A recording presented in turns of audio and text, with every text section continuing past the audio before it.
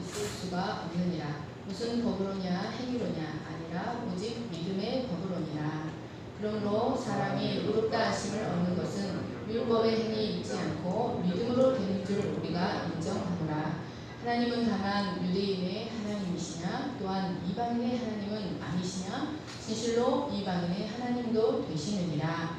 할례자도 믿음으로 말미암아 또한 무할례자도 믿음으로 말미암아 의롭다 하실 하나님은 한 분이시니라. 그런즉 우리가 믿음으로 말미암아 율법을 파기하느냐 그럴 수 없느니라. 도리어 율법을 굳게 세우느니라. 아멘. 시간 예배하신 여러분들 진심으로 환영하고 축복합니다. 또한 함께 라이브 톡으로 드리는 우리 성도님들도 동일하게 축복합니다. 네, 우리가 꼭 예배에 대한 관념을 이제 바로잡아야 할 것 같아요. 우리가 꼭 예배당에 와서 드리는 것만이 예배가 아닙니다. 하나님은 내 삶의 자리에서 어떤 환경에서든지 간에 하나님을 경외하고 하나님의 절대 주권을 인정하고 그분과 동행하는 것이 예배입니다. 자신의 삶의 자리에서 잘 예배하는 자들은 함께 모여서 예배하는 공예배에서도 하나님이 받으시는 예배를 드릴 수 있습니다. 자신의 삶의 자리에서 올바르게 동행하지 못하는 자는 공예배에 올지라도 하나님이 받으시는 예배를 드릴 수 없습니다. 여러분, 코로나는 하나님의 손에 있습니다. 우리는 성경에 기록된 것들이 우리 실제 삶에서 일어나고 있는 시대를 살아가고 있습니다. 하나님은 이를 통해서 세계 질서를 정하시고 역사의 연대를 매듭 지으시며 역사를 이끌어 가시는 하나님이십니다. 여러분, 우리는 이 시점에 어떤 분이 그래요. 쓸데없는 말 좀 그만하라고 하나님이 마스크로 입을 막아버렸다. 여러분, 우리는 이 시점에 하나님 앞에서 1대1로 머물러 있을 수 있는 자들이 되어야 합니다. 그래서 내 신앙을 내가 책임지고 내 가정, 내 자녀의 신앙 교육도 내가 책임질 수 있는 자들이 되어야 합니다. 하나님이 원하시는 뜻이 이루어지면 이 코로나가 끝이 날 것입니다. 우리는 롯의 사위들처럼 하나님의 말씀을 농담으로 여기다가 진노를 당할 것이 아닙니다. 정신을 차리고 영적으로 깨어서 하나님의 뜻이 무엇인지 살필 수 있는 자들이 되기를 축복합니다. 오늘 말씀 3장 27절에서 31절 말씀은 3장 지난주 16절에서 26절까지 설명해온 이신득이의 진리를 다시금 정리하며 3장을 정리하면서 부연 설명하는 부분입니다. 그런데 이 37절에서 21절 말씀은 단락 전체가 짧지만 매우 공격적인 논박의 형태를 띠고 있습니다. 바울은 이 짧은 본문 안에서 유대인들을 향해 6번이나 매우 도전적인 질문을 던지고 또 그에 대하여 스스로 답하는 형식을 취하면서 지금까지 바울이 말해온 이신층의 믿음으로만 의롭게 될 수 있는 교리의 중요한 점을 다시 3가지로 정리하고자 합니다. 27절 말씀을 보십시오. 그런즉 자랑할 때가 어디냐? 있을 수가 없느니라. 무슨 법으로냐? 행위로냐? 아니라 오직 믿음의 법으로니라. 첫 번째로 바울은 자랑할 때가 어디냐? 무슨 법으로 구원받았냐? 무슨 행위로 구원받았냐? 라는 질문을 통하여 우리의 구원, 칭의는 오로지 하나님의 주권적인 사역에 의해 이루어진 것이기 때문에 인간 편에서는 자랑할 것이 하나도 없다고 말하고 있습니다. 사랑하는 여러분, 하나님은 유대인이든 이방인이든 오직 믿음의 법으로만 의롭게 되게 하셨습니다. 그것은 율법의 행위로는 하나님 앞에 의롭다함을 얻어 구원 얻을 유체가 하나도 없기 때문이었습니다. 그래서 바울은 인간 중에는 그 누구도 자신의 구원에 대하여 하나님 앞에 자랑할 수 있는 자가 없다고 말합니다. 여러분, 27절 말씀에서 믿음의 법이다 라는 단어는 굉장히 중요한 단어입니다. 이는 믿음의 원리, 믿음의 시스템이라는 뜻입니다. 여러분, 이것은 인간의 구원을 위해서 하나님께서 외부로부터 인간 안으로 믿음의 시스템을 주입해서 믿음의 시스템을 작동시켰다는 것을 의미합니다. 이것은 마치 어떤 엔진에 전기가 흐르지 않으면 그 엔진이 전혀 작동하지 않는 것과 같습니다. 그런데 그 엔진에 콘센트를 꽂아서 전기를 주입해주면 엔진이 작동하는 것처럼 하나님께서 인간이 하나님과 교통할 수 있도록 하나님 자신이 직접 인간 안에 믿음을 주입시키셔서 인간 안에 믿음의 시스템이 돌아가게 하셨다는 것을 의미합니다. 그러니까 여러분, 구원에 이르게 하는 믿음조차도 인간에게서 나오는 것이 아니라 믿음으로 의롭게 되지만 그 믿음조차도 하나님이 넣어주셔야 우리가 하나님과 교통할 수 있다는 것입니다. 그러므로 믿음조차도 전적인 하나님의 은혜의 선물입니다. 성경은 이 믿음이 모든 자의 것이 아니다.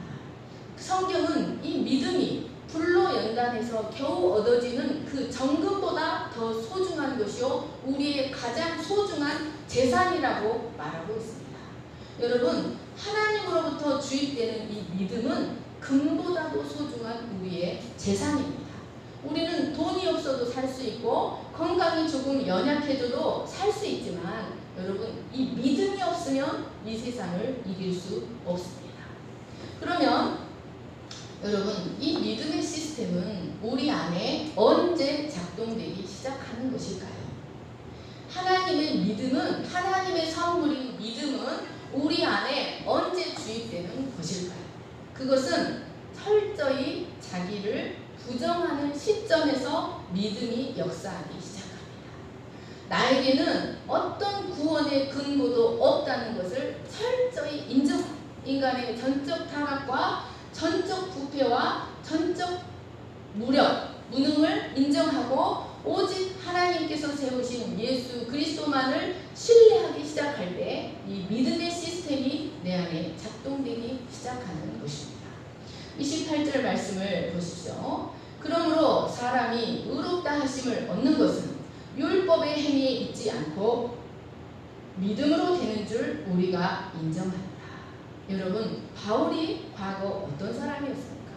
그는 철저한 율법주의자였습니다. 그는 여느 유대인들처럼 오직 율법의 소망이 있다고 믿고 어려서부터 율법 자구 하나하나에 이르기까지 철저히 지키도록 훈련받은 사람이었습니다. 그는 이것을 매우 자랑스럽게 여겼습니다.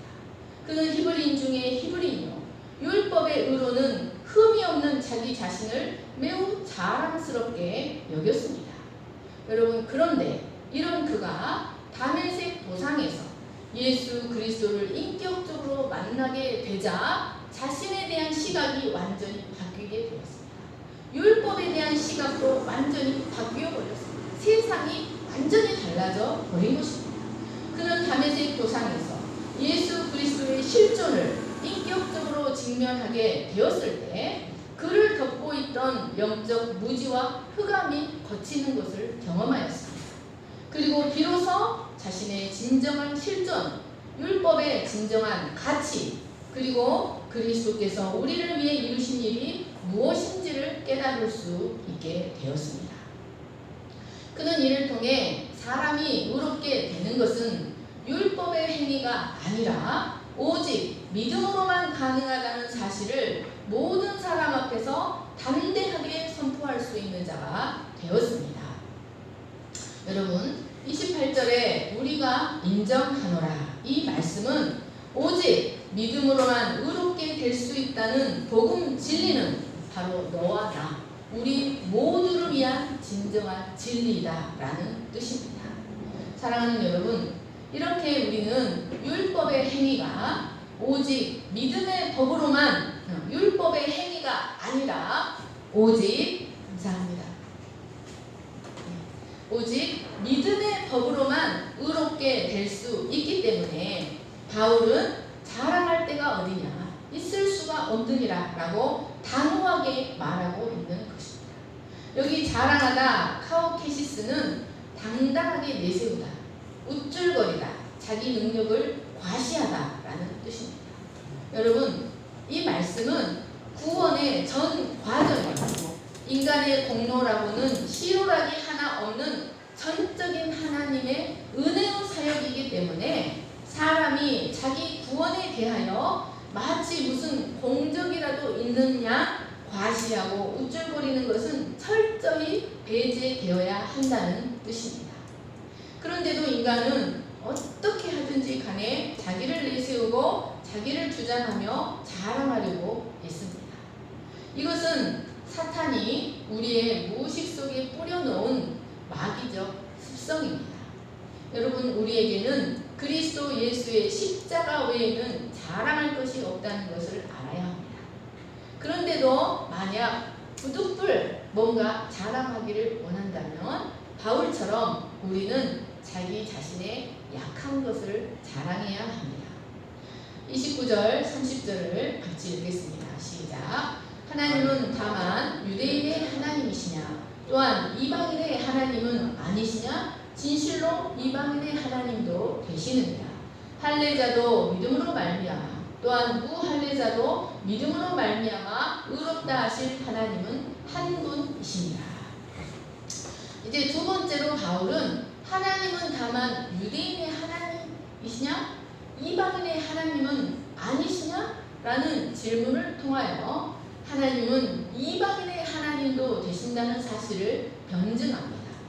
바울은 유대인이나 헬라인이나 모든 인간이 다 차별 없이 하나님 앞에 진노의 대상이라는 사실이 보편적 진리였던 것처럼 오직 믿음을 통해서만 주어지는 하나님의 의도, 유대인이나 이방인이나 차별 없이 모든 인간에게 보편적으로 적용되는 진리라고 말하고 있습니다.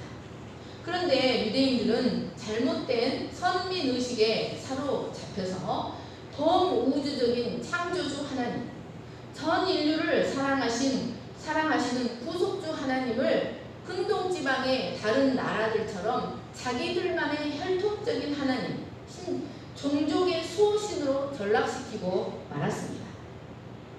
하나님은 이스라엘을 애굽에서 왜 불러내셨습니까? 그것은 그들을 세계에 대하여 제사장 나라가 하기 위하여 부르셨습니다.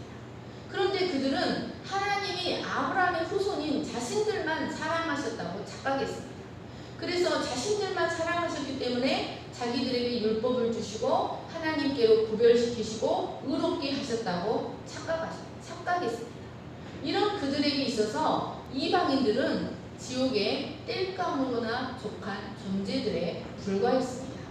그들은 이방인들이 자신들과 동일하게 하나님 앞에서 의롭다 여김을 받을 수 있다는 사실은 생각하기조차 어려웠습니다.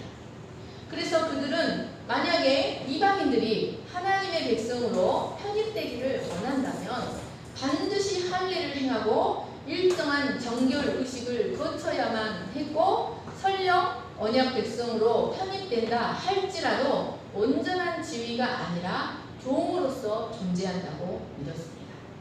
이런 그들에게 바울은 하나님은 다만 유대인의 하나님이시냐? 또한 이방인의 하나님은 아니시냐? 라고 질문함으로써 그들의 잘못된 선민의식과 편협성에 직격탄을 날립니다.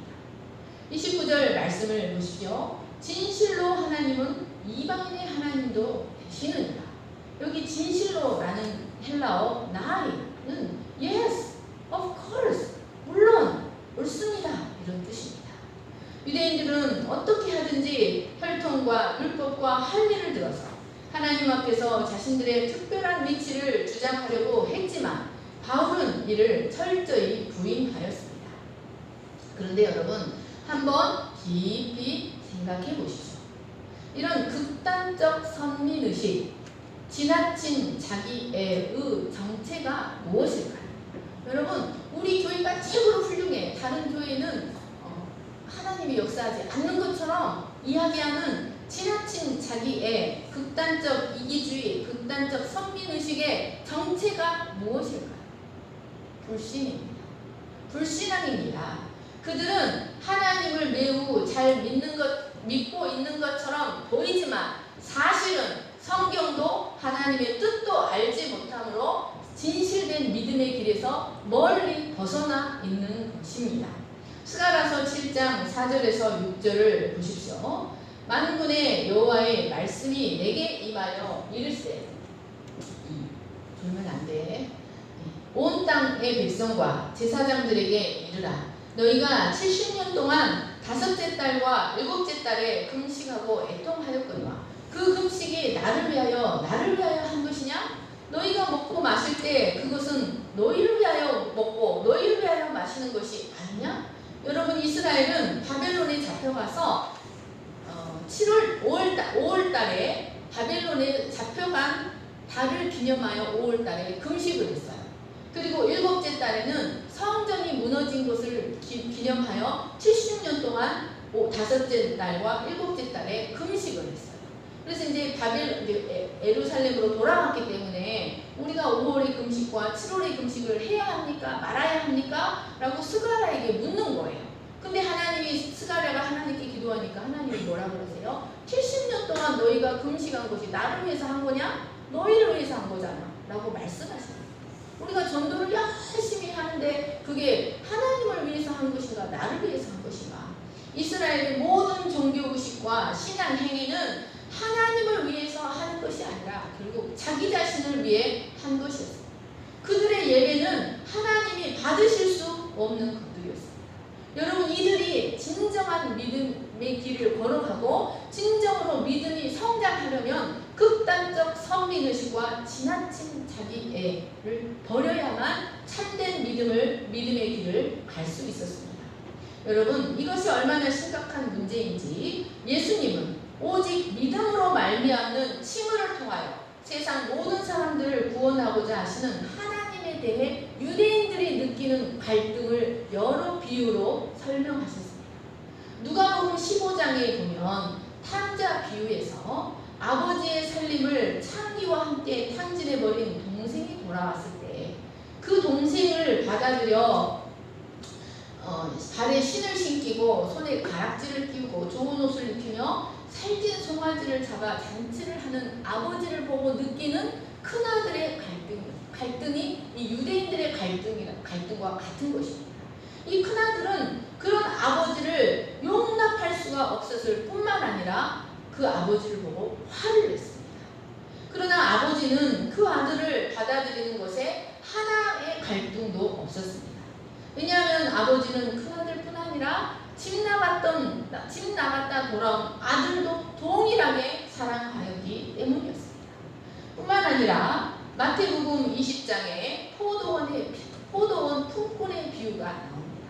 이 포도원 품꾼의 비유를 보시면 이른 아침에 이 주인이 이제 장에 나가서 포도원에서 일할 일꾼들을 한 데나리온에 계약을 하고 데리고 옵니다. 그런데 이 주인은 다시 정오 12시에도 시장에 나가서 일꾼들을 데려오고 3시에도 나가서 일꾼들을 데려오고 심지어 5시에도 다시 나가 일꾼들을 데리고 들어와서 포도원에서 일을 하게 하였습니다.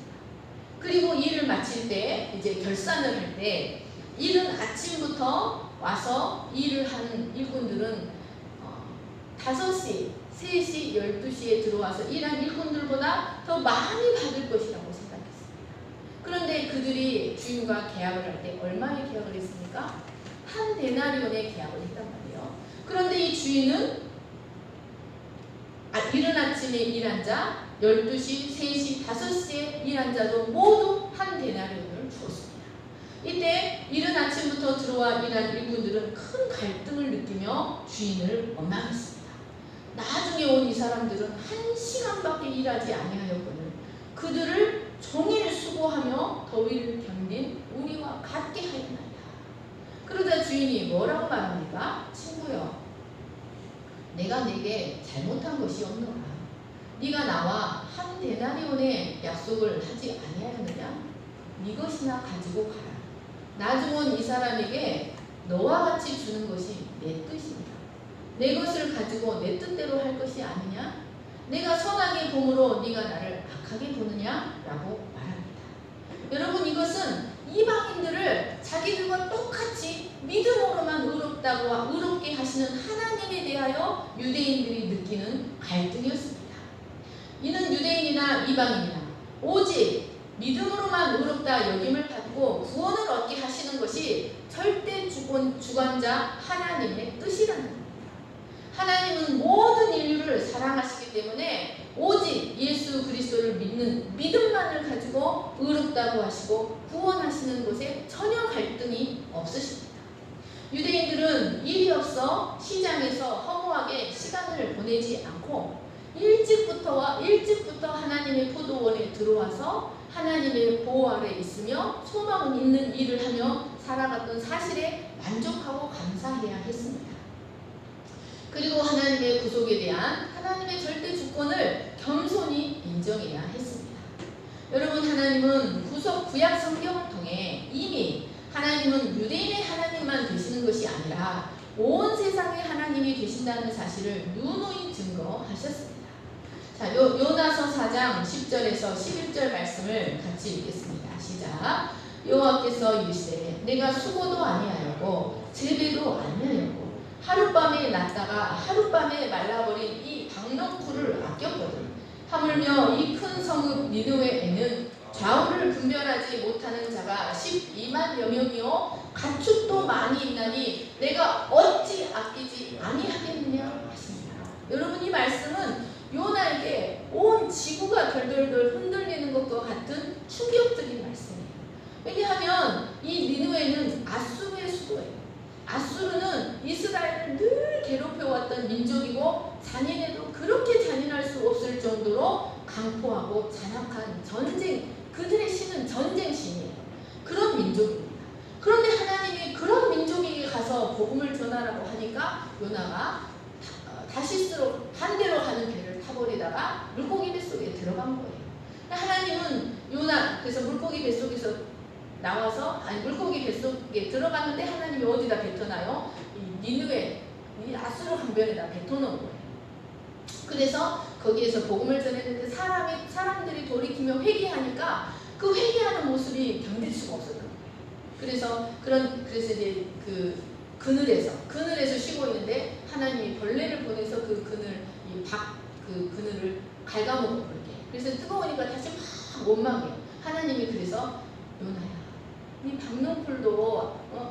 박농풀도 아끼는데 내가 이 큰 성읍 니느웨에는 좌우를 분별치 못한 사람 12만여 명이 있다.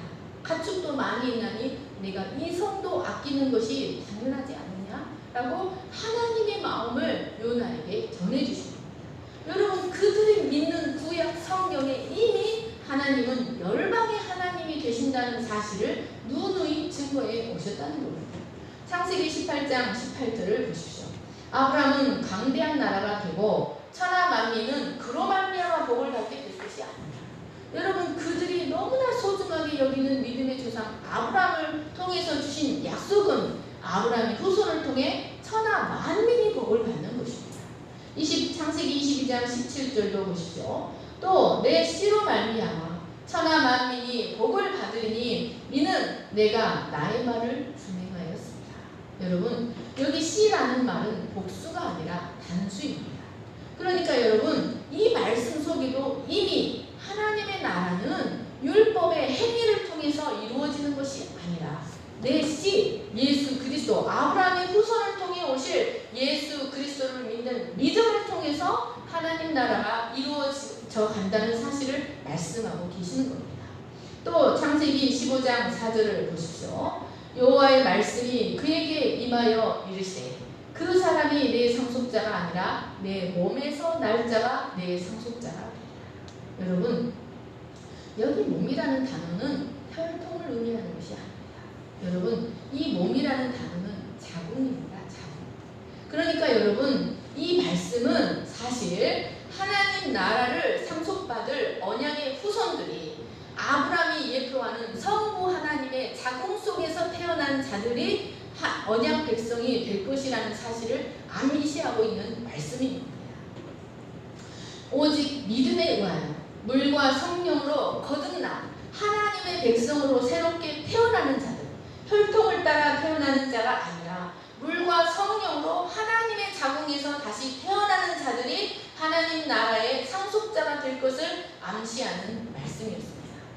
사랑하는 여러분, 하나님은 온 세상을 지으셨습니다. 그리고 인간으로 하여금 여러 나라와 종족과 백성으로 나뉘어져 세계 여러 곳에 흩어져 살게 하셨습니다. 하나님은 그들도 주관하시고 세상 모든 사람들을 다 주관하시며 사랑으로 섭리하고 계십니다. 그래서 하나님은 그들을 위해 유대인이나 이방인이나 모두 단 한 가지의 구원의 길, 오직 예수 그리스도를 화목제물로 주신 하나님을 믿는 믿음으로만 의롭게 되는 길을 제시하셨습니다. 여러분, 이것은 은혜의 복음입니다. 이사야 10장 쭉 같이 한번 읽겠습니다. 11장 시작. 그날에 이새의 뿌리에서 한 싹이 나서 만민의 기치로 설 것이요 열방이 그에게로 돌아오리니 그가 거한 곳이 영화로우리라. 말라기 1장 11절. 만군의 여호와가 이르노라. 해 뜨는 곳에서부터 해 지는 곳까지 이방 민족 중에서 내 이름이 크게 될 것이라. 각처에서 내 이름을 위하여 분향하며 깨끗한 제물을 드리리니 이는 내 이름이 이방 민족 중에서 크게 될 것임이니라. 이사야 66장입니다. 나 여호와가 말하노라. 이스라엘 자손이 예물을 깨끗한 그릇에 담아 여호와의 집에 드림같이 그들이 너희 모든 형제를 문 나라에서 나의 성산 예루살렘으로 말과 수레와 교자와 모세와 낙타에 태워다가 내가 예물을 드릴 것이요 나는 그 가운데서 택하여 제사장과 레위인을 삼으리라. 여호와의 말이라. 여러분, 하나님은 장차 이방인들 중에서 제사장과 레위인을 택하여 세울 하나님의 전을 섬기는 복무하는 복무자가 되게 하실 것이라는 말씀입니다. 하나님은 이미 구약에서부터 수차례 반복하여 이방인들이 여호와께로 돌아와서 정결한 예물을 드리며 심지어 그 가운데서 제사장과 레위인들을 세울 것이라고까지 말씀하셨습니다. 그러므로 유대인들만의 하나님이 아니라 이방인의 하나님도 되시며 오직 예수 그리스도를 믿는 믿음에 의해서만 의롭다함을 받고 하나님 나라의 상속자가 되게 하신 사실을 받아들여야 했습니다. 31절 말씀입니다. 그런즉 우리가 믿음으로 말미암아 율법을 파기하느냐? 그럴 수 없느니라. 도리어 율법을 굳게 세우느니라. 세 번째로 바울은 그러면 믿음으로 말미암아 율법을 파기하느냐? 라는 질문을 통하여 믿음을 통해 주어지는 하나님의 은은 율법의 행위와 관계없이 얻는 것이지만 율법을 폐하는 것이 아니라 오히려 굳게 세운다는 사실을 변증합니다. 유대인들은 복음의 의가 율법과 상관없이 오직 믿음으로만 얻어지는 것이라고 하니까 율법을 무효하게, 복음이 율법을 무효하게 만들어 버리는 것은 아닌가라고 오해하였습니다. 그러나 바울은 이신득이의 진리가 오히려 행위로는 성취할 수 없었던 율법의 요구를 오히려 성취하게 한다. 그래서 복음이 오히려 율법을 더 보존하고 유효하게 한다고 말했습니다. 여러분, 우리가 예수님 성령을 받기 전에는 율법을 지키려고 해도 율법을 지킬 수가 없어요. 그러나 믿음으로 의롭게 되고 성령이 우리 안에 오실 때 우리 안에서 율법이 하나님의 은혜에 의해서 지켜지는 것을, 오히려 율법이 더 유효하게 되는 것을 볼 수 있습니다. 말씀을 정리하겠습니다. 사랑하는 여러분, 바울은 그의 영적 아들 디모데에게 무식하고 허탄한 변론을 피하라 라고 자주 권면했습니다. 여러분, 헬라 지역의 특징이 무엇입니까? 변론하기를 좋아했다는 것입니다. 철학을 논하고 변론하기를 좋아했습니다. 바울은 그런 그의 영적 아들 디모데에게 그런 무식하고 허탄한 변론, 헛된 변론을 하지 말라고 자주 권면했습니다. 그런데 바울은 지금 27절로 31절에서 유대인들이 의문시하는 것들을 가지고 질문하고 답하는 형식으로 복음을 위해 변론을 하고 있습니다. 또 우리가 사도행전을 읽어보면 헬라 지역에서의 바울의 사역 그리고 그의 서신서들을 살펴보면 그가 복음을 전할 때 어떤 방식으로 복음을 전했는가? 그는 구약 성경과 헬라 철학에 대한 해박한 지식들을 가지고 복음에 대한 변론을 즐겼다는 것을 알 수 있습니다. 사도행전 17장 16절 17절 보겠습니다. 바울이 아덴은 아테네예요. 아덴에서 그들을 기다리다가 그 성에 우상이 가득한 것을 보고 마음에 격분하여 회당에서는 유대인과 경건한 사람들과 또 장터에서는 날마다 만나는 사람들과 변론하니, 또 사도행전 18장 19절 에베소에 와서 그들을 거기 머물게 하고 자기는 회당에 들어가서 유대인들과 변론하니. 여러분, 복음을 위한 바울의 변론은 결코 허탄하고 무익한 것이 아니었습니다. 바울은 복음을 전할 때 구약에 대한 해박한 지식과 헬라 철학을 가지고 복음을 변론하는 형태를 가지고 사람들에게 복음을 확증시키고 사람들의 믿음을 세우기 위해 복음을 변론했다는 사실입니다. 그런데 여러분, 하나님도 변론을 즐기십니다. 이사야서 1장 18절, 호세아서 4장 1절입니다. 같이 읽겠습니다. 시작. 여호와께서 말씀하시되 오라 우리가 서로 변론하자. 너희 죄가 주홍 같을지라도 눈과 같이 희어질 것이요 진홍같이 붉을지라도 양털같이 희게될 거라. 이스라엘 자손들아 여호와의 말씀을 들으라. 여호와께서 이 땅 주민과 논쟁하시나니. 이 땅에는 진실도 없고 인애도 없고 하나님을 아는 지식도 없고. 여러분, 하나님 자신이 이스라엘을 얼마나 사랑하셨는지, 그리고 하나님이 얼마나 신실하시고 얼마나 공의로우신지 이스라엘과 논쟁 한번 해보자, 변론 한번 해보자 라고 말씀하시는 겁니다. 누가복음 9장 46, 47절을 보십시오. 제자 중에서 누가 크냐 하는 변론이 일어나니 예수께서 그 마음에 변론하는 것을 아시고 어린아이 하나를 데려다가 자기 곁에 세우시고. 여러분, 예수님도 제자들이 자기들끼리 누가 큰가, 서열이 누가 1번인가 하는 문제로 은밀하게 변론할 때 예수님은 그것을 공론화시키셔서 천국에서 누가 큰 자인가, 이 땅에서 큰 자가 아니라 천국에서 누가 큰 자인가를 변론을 통해 그들에게 가르치셨습니다. 사도행전 6장 8절 10절을 보십시오. 스데반이 은혜와 권능에 충만하여 큰 기사와 표적을 민간에 행하니 이른바 자유민들, 디아스포라 유대인들 말이에요. 구레네인 알렉산드리아인 길리기아 아시아에서 온 사람들의 회당에서 어떤 자들이 일어나 스데반과 더불어 논쟁할세.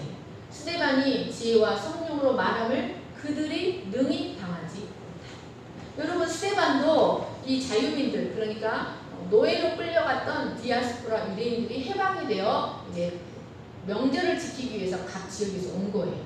이 유대인들에게 복음을 전하기 위해서, 왜 예수 그리스도가 하나님의 아들인지, 왜 예수 그리스도가 메시아인지, 이 복음이 왜 타당한지를 증거하기 위해서 구약을 가지고 길게 설명하면서 그들과 변론을 했는데 그들이 능히 당하지 못했다는 것입니다. 초대교회 당시에도 각 지역에서 복음이 올바른 진리로 견고히 세워질 수 있었던 것은 바로 복음을 가지고 변론을 했기 때문이었습니다. 사도행전 15장 보십시오. 어떤 사람들이 유대로부터 내려와서 형제들을 가르치되 너희가 모세의 법대로 할례를 받지 아니하면 능히 구원을 받지 못하리라. 바울과 바나바와 그들 사이에 적지 아니한 다툼과 변론이 일어난지라. 형제들이 이 문제에 대하여 바울과 바나바와 및 그 중에 몇 사람을 예루살렘에 있는 사도와 장로들에게 보내기로 작정한지라. 많은 변론이 있은 후에 베드로가 일어나 말하되 형제들아 너희도 알거니와 하나님이 이방인들로 내 입에서 복음의 말씀을 들어 믿게 하시려고 오래전부터 너희 가운데서 나를 택하시고. 여러분, 이제 그 유대교 출신 성도들이 아주 골수 유대교 출신 기독교, 유대교에서 기독교로 유대교 출신 기독교인들이 이방인들에게 믿음으로만 구원받는 것이 아니라 할례도 행해야 구원을 얻는다고 하니까 이게 이제 바울과 바나바와 다툼이 된 거예요. 바울과 바나바는 이방인의 사도로서 할례할 필요 없다. 오직 믿음으로만 구원받는다는 사실을 증거하는데 그들과 부딪힌 거예요. 그래서 그들과 적지 않은 다툼과 변론이 격렬한 디스퓨트가 계속 일어난 거예요.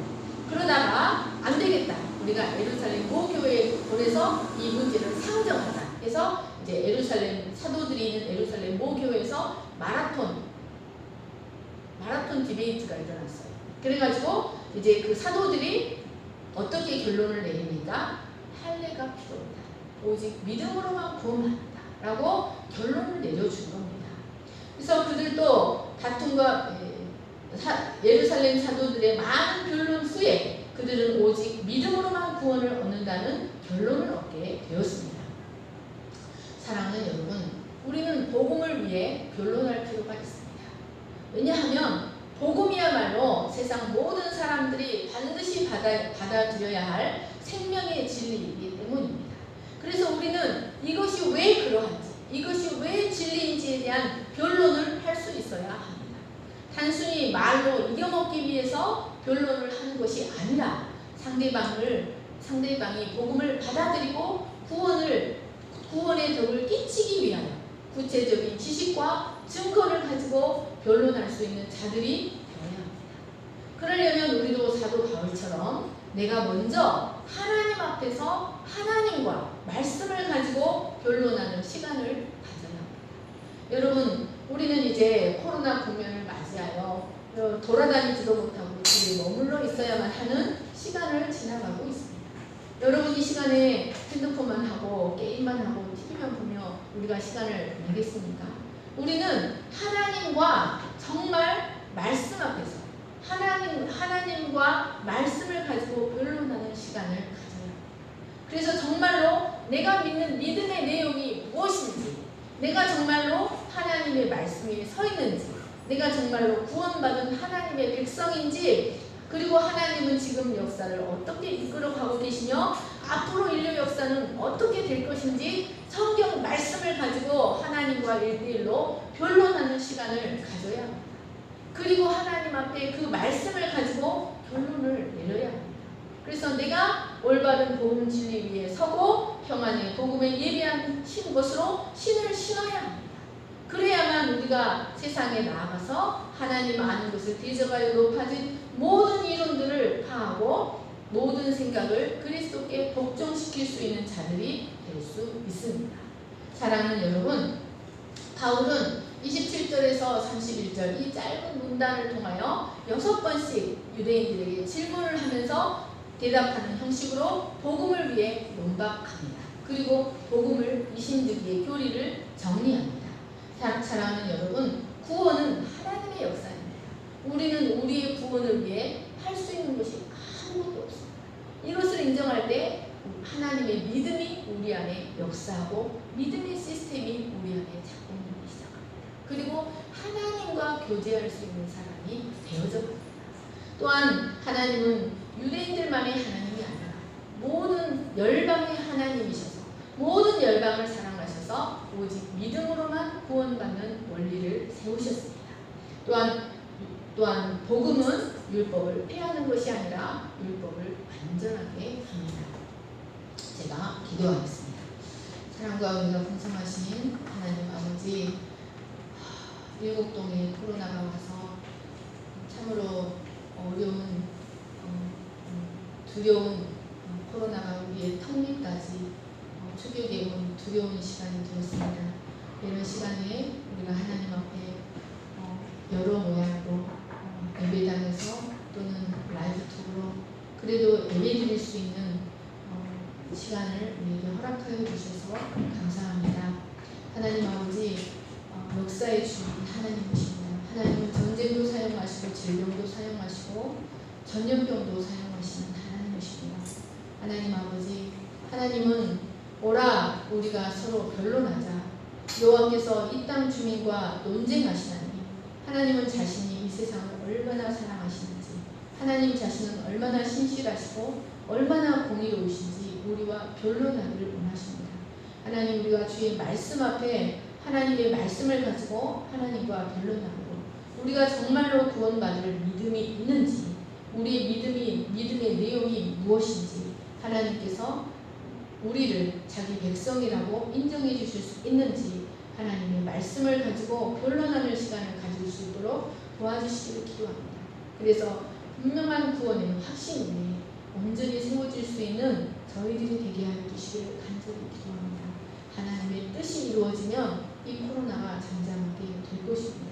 하나님 아버지, 우리가 매 순간 우리의 머리가 되시는 예수 그리스도를 인정하고 우리 머리 위에 하나님이 계시며 하나님이 우리를 주관하시며 다스리고 계신다는 사실을 믿고 우리의 삶의 모든 자리가 예배의 자리가 되게 하시기를 간절히 기도합니다. 감사하며 거룩하신 예수님의 이름으로 기도합니다. 아멘. 모두 일어나셔서 찬양하시겠습니다.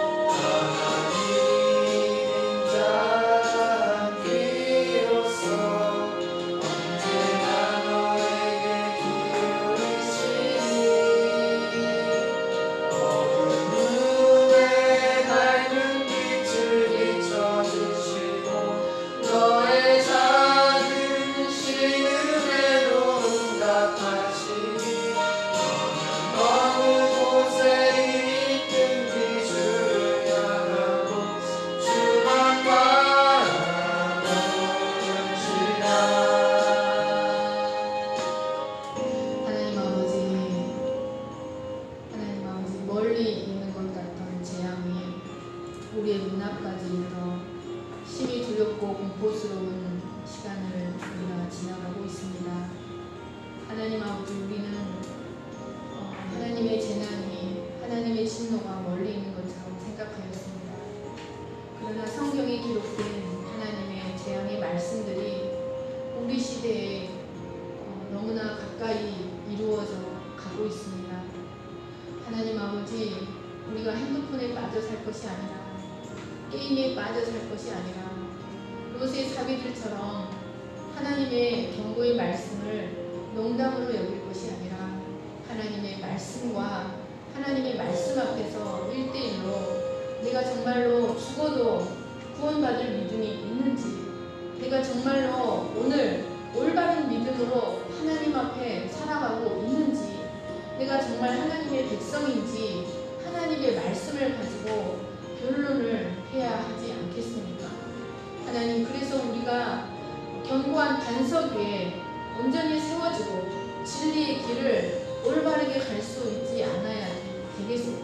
않겠습니까?